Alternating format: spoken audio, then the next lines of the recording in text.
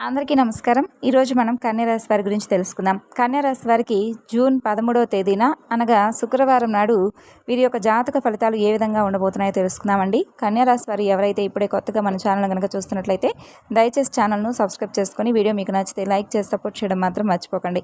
కన్యా రాశి అనేది రాశి చక్రంలో 6వ స్థానంలో ఉంటుంది. ఉత్తర 2, 3, 4 పాదాలు, హస్త 1, 2, 3, 4 పాదాలు, చిత్త 1, 2 పాదాల్లో జన్మించిన వారు కన్యా రాశి వారికి చెందుతారు. రాశి చక్రంలో 12 కూడా కన్యా రాశికి చాలా ఎక్కువగా ప్రత్యేకత అనేది ఉంటుంది.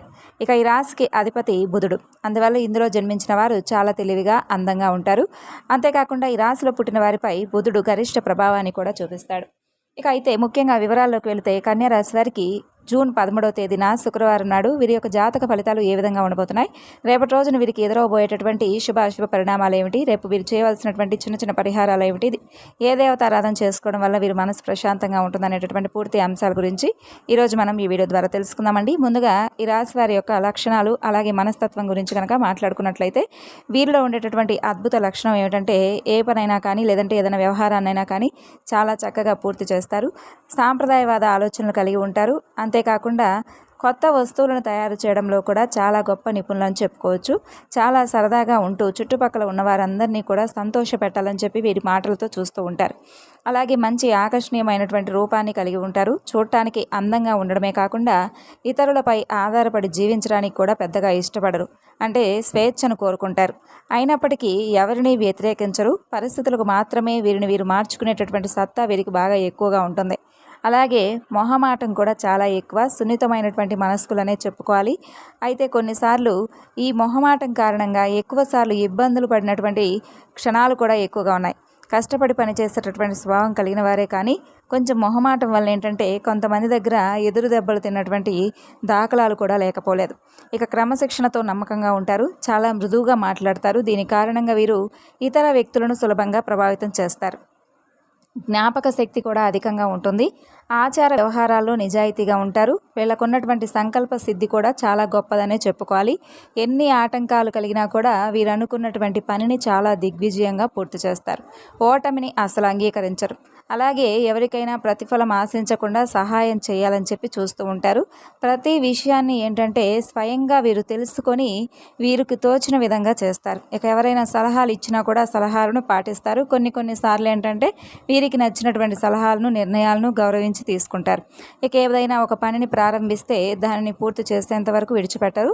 ఇక మధ్యవర్తిత్వ సంతకాలు, ఇతరులకు హామీలు ఉండేటటువంటివి కొంచెం మీకు రేపటి రోజున నష్టం కలిగిస్తాయి. కాబట్టి ఈ విషయంలో కొంచెం జాగ్రత్తగా ఉండండి. ఇతరులను త్వరగా నమ్మి మోసపోతూ ఉంటారు. ఆపదల్లో ఉన్నటువంటి స్త్రీలను కూడా ఆదుకొని చాలా ఇబ్బందులకు గురైనటువంటి అవకాశాలు కూడా మీకు ఎక్కువగా ఉన్నాయి. ఇక ఏంటంటే కొంతమంది విషయాలు అంటే మీకు ఏదైనా సీక్రెట్గా దాచిపెట్టినటువంటి విషయాలు ఉంటాయి కదా, అవి తొందరపాటు చర్యల్లో మీరు ఎవరికైనా చెప్పుకున్నటువంటి విషయాలు ఉంటాయి.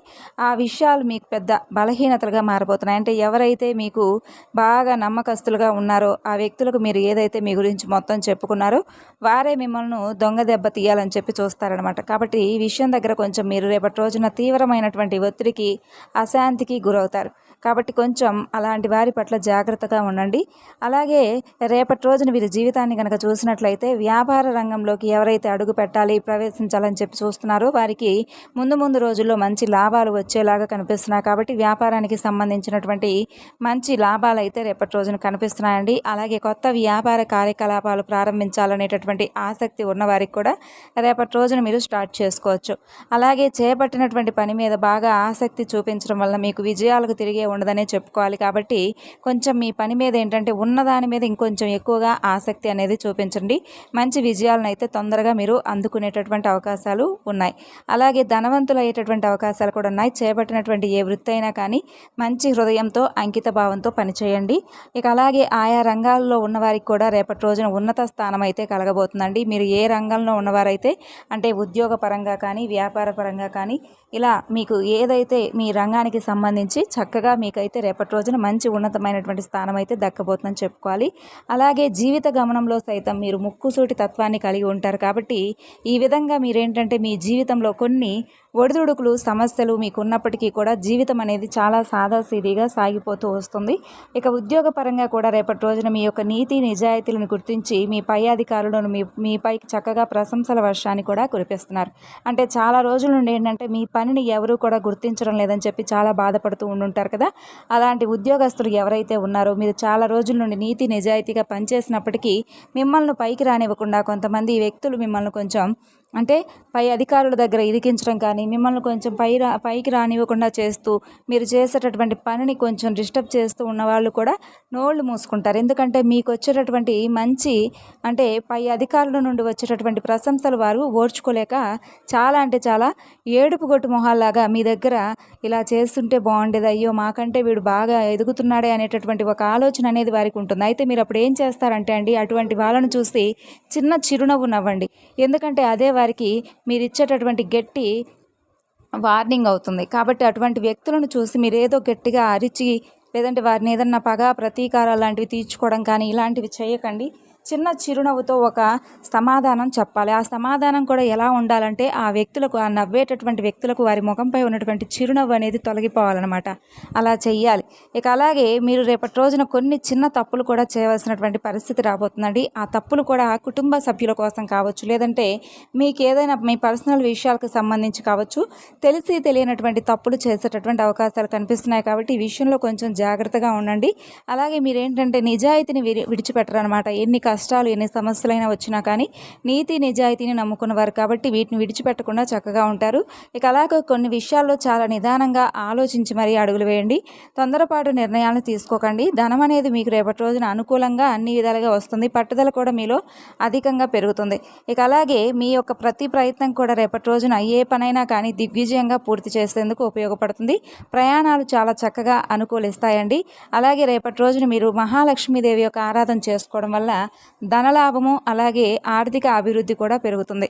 అయితే ఉదయాన్నే చక్కగా నిద్రలేచి ఇల్లంతా కూడా శుభ్రపరుచుకొని ధూపదీప నైవేద్యాలతో మహాలక్ష్మీదేవి యొక్క ఆరాధన చేసుకున్న తర్వాత దీపంలో యాలక్కాయ కానీ లవంగం కానీ ఏదో ఒకటి వేయండి. దీపం ముట్టించిన తర్వాత చక్కగా అమ్మవారికి ఇష్టమైనటువంటి తీపి నైవేద్యంగా పెట్టండి. అమ్మవారికి సంబంధించినటువంటి అష్టోత్తర శతనామావళి చదువుకొని కుంకుమార్చన లాంటివి చేసుకోవడం వల్ల రేపటి రోజున మీకున్నటువంటి చిన్నపాటి సమస్యలు కానీ ఇబ్బందులు కానీ తొలగించమని చెప్పి అమ్మవారికి సంకల్పం చెప్పుకోండి. ఇక అలాగే బయటకు వెళ్ళేటప్పుడు కూడా మీ జీవిత భాగస్వామితో ఒక మాట చెప్పి బయటకు వెళ్ళండి.